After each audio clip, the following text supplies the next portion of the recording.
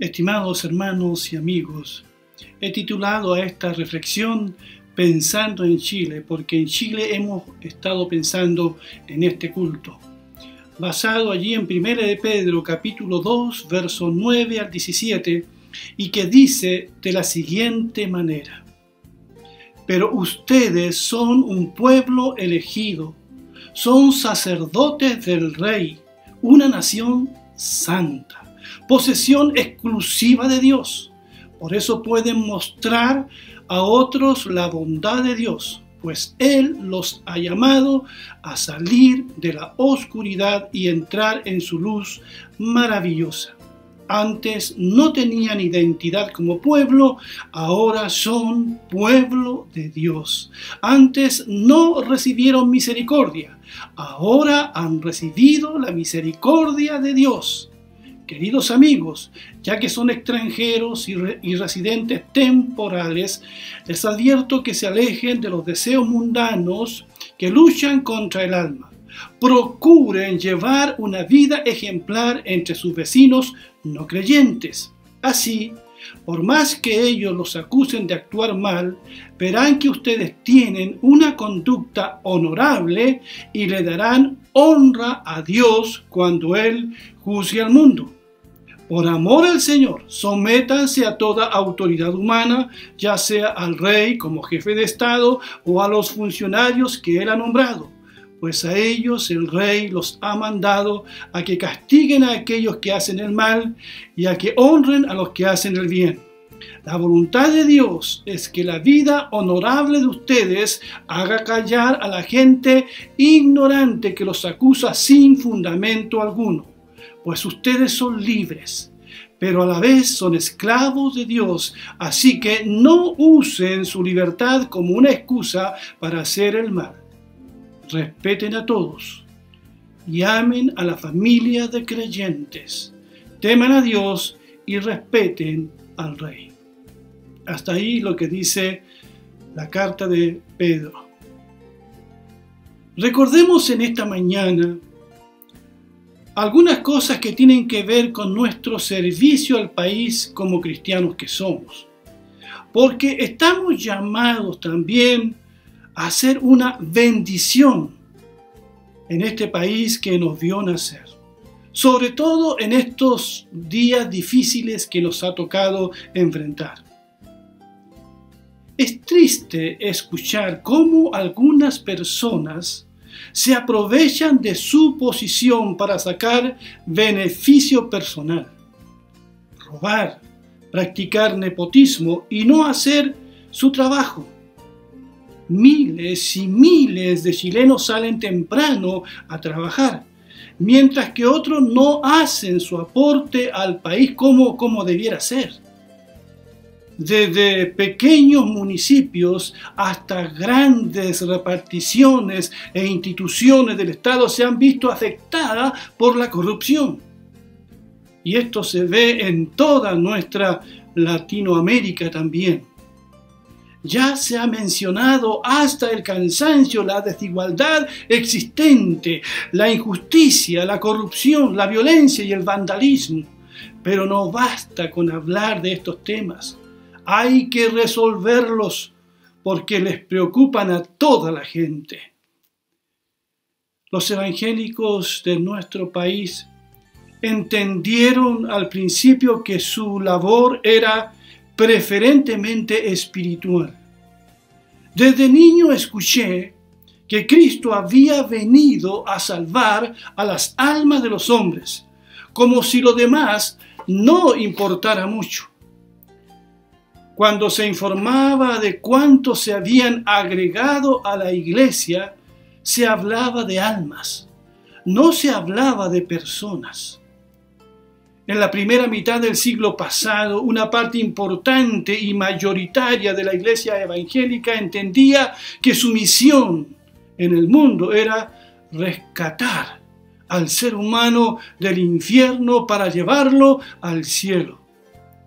Si morías pobre, como que no importaba mucho. En el cielo tendrías todo y serías feliz. Pero sin querer algunos hicieron la obra social, porque les nació de forma natural, porque el mensaje de Cristo libera al hombre de cadenas de maldad, de pecado, corrupción y vicios. Por eso nadie puede negar la inmensa contribución de la iglesia evangélica a este país, porque esta iglesia penetró los cordones de pobreza, visitó las cárceles, los hospitales y todavía lo sigue haciendo, y predicó el mensaje redentor de nuestro Señor Jesucristo. Ahora bien, dentro del mundo cristiano evangélico han coexistido, como se ha dicho antes, dos tendencias, una marcadamente espiritualista y otra fuertemente social. El concepto espiritualista muestra una preocupación exclusiva por la relación del hombre con Dios. Eso es lo más importante para este sector de la iglesia. Enfatiza la verticalidad del evangelio, pero se desentiende de la horizontalidad, de la relación con el prójimo. Entienden el evangelio como lo entendió el levita y el sacerdote, que prefirieron llegar temprano al templo que ayudar a ese moribundo a orilla del camino. Se considera muchas veces que la responsabilidad de la iglesia se limita exclusivamente a la salvación del alma y no presta atención a los aspectos sociales y políticos de la vida humana. Después de la Reforma del siglo XVI, los cristianos evangélicos se han distinguido por su apego irrestricto a la Biblia, por su celo evangelizador, que duda cabe, pero al mismo tiempo no han hecho mucho por resolver y suplir las necesidades materiales de la gente, salvo honrosas excepciones. Han tenido más bien una intención proselitista, hacer conversos y nada más, como si eso fuera todo el ministerio que la iglesia debe cumplir. Pero hoy el panorama parece ser distinto. Existe más conciencia social entre las iglesias. Por eso es que diferentes iglesias se han destacado en su lucha contra los males sociales que vemos en el mundo de hoy, que han dado como resultado la fundación de numerosas instituciones benéficas. Y no pocos cristianos evangélicos, conforme fueron entendiendo y accediendo a la educación formal y universitaria, empezaron también a tener otra perspectiva de las cosas, otra mirada. Una mirada más social, por decirlo de alguna manera. Pero esa proyección social debe ser siempre guiada por la palabra de Dios. De lo contrario, como alguien lo dijo, podría llegar a ser una mutilación del evangelio, como ha ocurrido. Más de alguna denominación cristiana nació con un celo evangelizador increíble y procurando el bienestar integral del hombre. Pero enfatizaron tanto la educación, enfatizaron tanto el aspecto social, que la cruz llegó a ser un mero adorno y no un símbolo del potente mensaje redentor de nuestro Señor Jesucristo.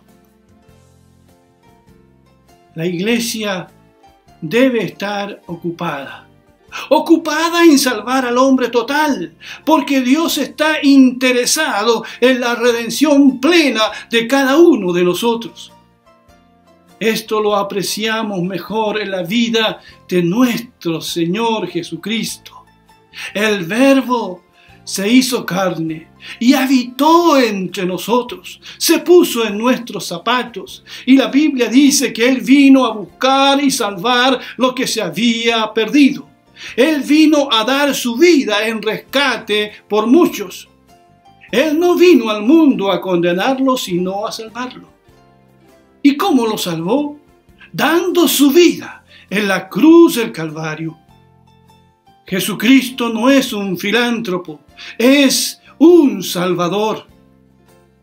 Pero cuando uno lee el Evangelio, descubre la vocación de amor de nuestro Señor, su defensa por los más humildes. Se puso del lado de los más pobres, enfermos y despreciados de su tiempo. Alimentó a una multitud hambrienta. Pero este mismo Jesús dijo que no solo de pan vive el hombre, sino de toda palabra que sale de la boca de Dios.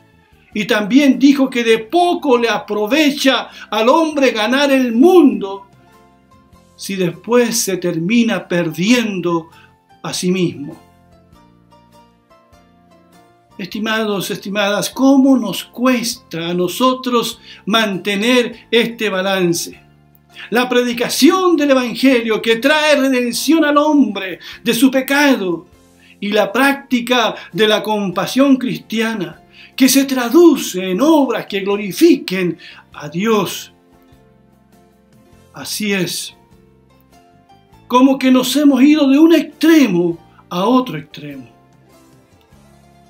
La iglesia cristiana de los primeros siglos comprendió cuál debía ser su posición en el mundo, aún perteneciendo a un reino que no es de este mundo, de manera sencilla, natural, sin agendas sociales premeditadas, influyeron en el mundo de su tiempo.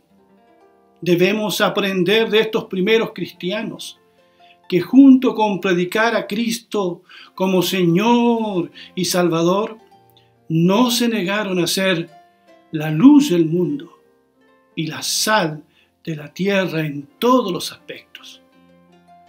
Porque los cristianos no somos una isla, no somos un mundo aparte, somos parte de un país al que debemos amar y al que debemos servir. Nuestra preocupación por las cosas eternas no debiera anular la preocupación también por las cosas de esta vida. Los profetas del Antiguo Testamento no tuvieron problemas en unir estos dos elementos. En su mensaje se combina el llamamiento a la reconciliación con Dios, el llamado al arrepentimiento, pero también el deber de vivir conforme a la justicia y la misericordia. Un botón de muestra es Jeremías. Allí en el capítulo 7, verso 1 al 11, dice: el Señor le dio otro mensaje a Jeremías, diciendo: vete a la entrada del templo del Señor y dale el siguiente mensaje al pueblo. Oh Judá, escucha este mensaje del Señor. Escúchenlo todos ustedes que aquí adoran al Señor. Esto dice el Señor de los ejércitos celestiales, Dios de Israel: incluso ahora, si abandonan sus malos caminos, les permitiré quedarse en su propia tierra. Pero no se dejen engañar por los que les prometen seguridad simplemente porque aquí está el templo del Señor. Ellos repiten: el templo del Señor está aquí, el templo del Señor está aquí. Pero seré misericordioso únicamente si abandonan sus malos pensamientos y sus malas acciones y comienzan a tratarse el uno al otro con justicia. Si dejan de explotar a los extranjeros, a los huérfanos y a las viudas, si dejan de asesinar, si dejan de dañarse ustedes mismos al rendir culto a los ídolos, entonces les permitiré quedarse en esta tierra que les di a sus antepasados para siempre. No se dejen engañar, ni crean que nunca tendrán que sufrir porque el templo está aquí. Es una mentira. ¿De verdad piensan que pueden robar, matar, cometer adulterio, mentir y quemar incienso a Baal y a los otros nuevos dioses que tienen, y luego venir y presentarse delante de mí en mi templo a repetir, estamos a salvos, solo para irse a cometer nuevamente todas las mismas maldades? ¿No reconocen ustedes mismos que este templo que lleva mi nombre se ha convertido en una cueva de ladrones? Les aseguro que veo todo el mal que ocurre allí. Yo y el Señor he hablado. Hasta aquí las palabras de Dios por medio del profeta Jeremías. Como ven, es un llamado a volverse al Señor. Es un llamado a la reconciliación. Es un llamado a hacer las paces con Dios, pero es un llamado también a actuar rectamente en la vida, a luchar por la verdad, por la justicia. Estos dos elementos nunca deben separarse. Todos los profetas apuntaron también a lo mismo. Allí está Miqueas diciéndole al pueblo, ¿con qué me presentaré delante de Dios y adoraré al Dios Altísimo? Y la respuesta es que el Señor pide solamente tres cosas de ellos: que se humillen, que practiquen la justicia y la misericordia.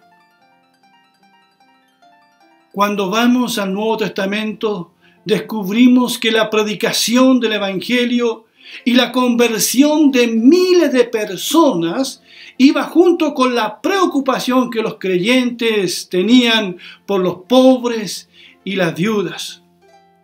Una rápida mirada al libro de los Hechos nos revela que los primeros cristianos quisieron seguir al Señor en esto.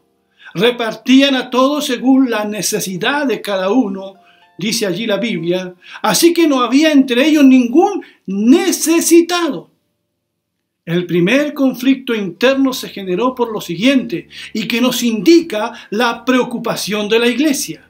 Leo allí en Hechos 6, 1 y 2.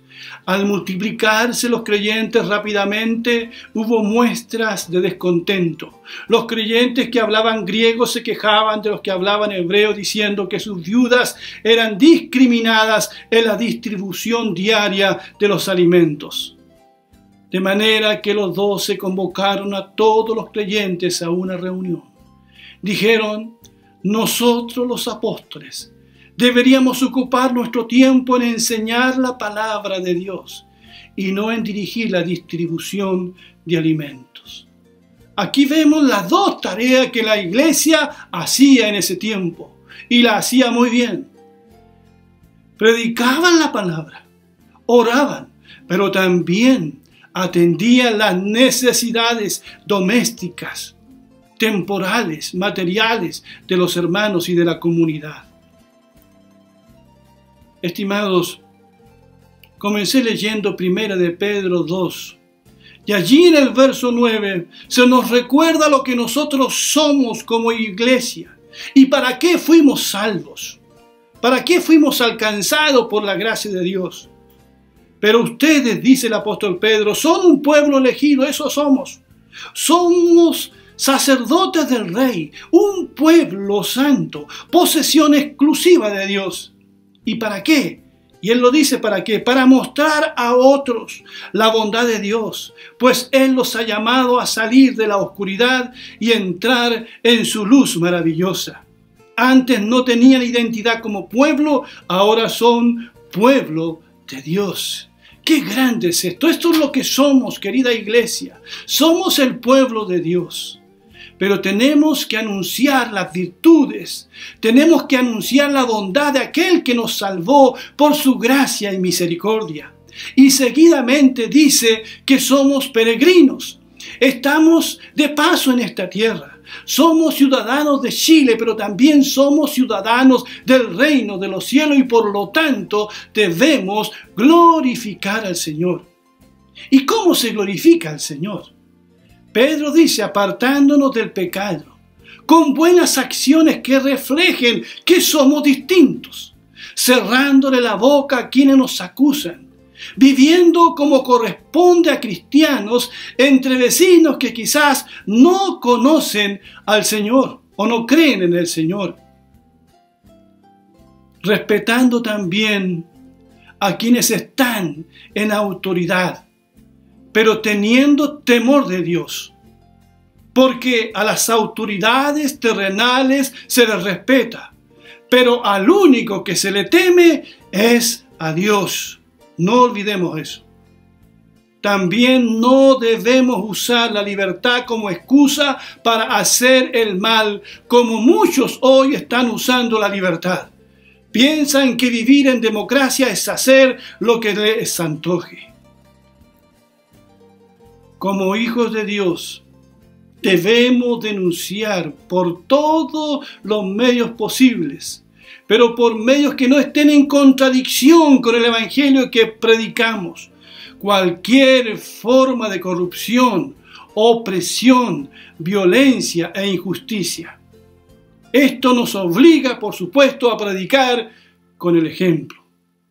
Y si un cristiano tiene la bendición de llegar a un cargo público o político, debe hacerlo muy bien. Lamentablemente en este aspecto no hemos tenido buenas experiencias, porque para llegar a cargos públicos no basta decir que uno es cristiano. Hay que tener un buen testimonio y hay que estar capacitado y preparado para eso. Estimados hermanos y hermanas, hemos estado en esta mañana pensando en nuestro país. Y nuestro país Chile nos necesita hoy más que nunca. Por lo tanto, para terminar, los invito a orar por nuestro país y sus autoridades, como nos manda la palabra del Señor en 1 de Timoteo 2, 1 al 8. Habrá un plebiscito en octubre. Oremos para que en ese plebiscito todo se haga en paz, no haya enfrentamiento, para que haya más diálogo. Oremos también por esta pandemia que no solamente ha azotado al país, sino al mundo, para que se detenga, por aquellos que han sufrido por esto. Oremos también por la crisis económica, por la cesantía de muchos chilenos, para que se abran puertas de trabajo. Oremos por la paz en la Araucanía. Oremos por la paz en nuestro país. Y desde la posición que tengamos, sirvamos a Dios en el prójimo de la mejor manera posible. Construyamos también familias que sean una bendición al país. Formemos hijos que sean un aporte al país, porque un país se sostiene o se derrumba dependiendo de las familias que tiene, aunque esto algunos no lo quieran reconocer. Y también los invito a predicar con mayor urgencia el Evangelio de nuestro Señor Jesucristo, que es la única esperanza para este mundo. Que seamos conocidos también por nuestras buenas acciones, por estar del lado de la justicia, de la misericordia, la verdad y la paz. Hemos estado pensando en Chile en esta mañana. Que Dios bendiga nuestro país y los bendiga a cada uno de ustedes. Amén.